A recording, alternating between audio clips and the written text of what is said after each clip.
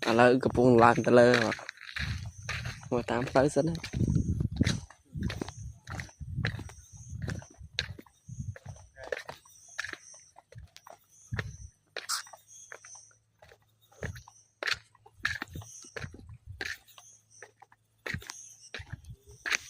một hết bên xoay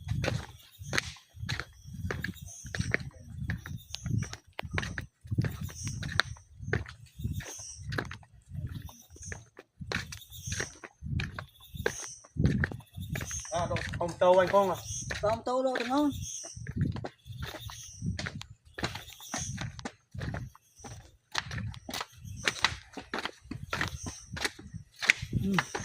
dạ mua mò rồi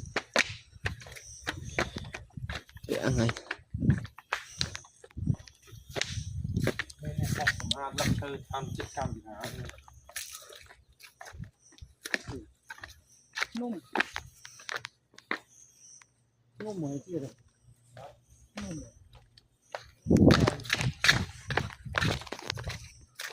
có thể khô một nó lớn phải chỉ một sát rồi xa lên tên rồi đào màu hot đây mà cho tôi cao mò này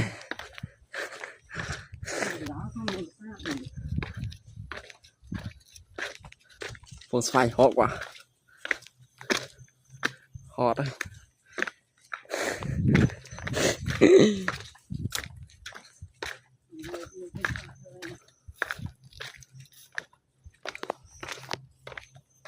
mơ thì khó bán buồn này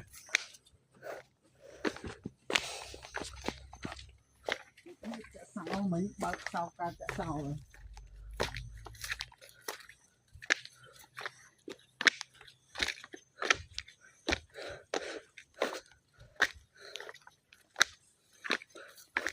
phải chết chứ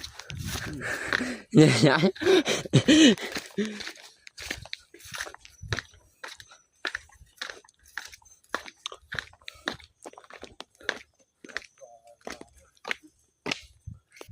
này mà được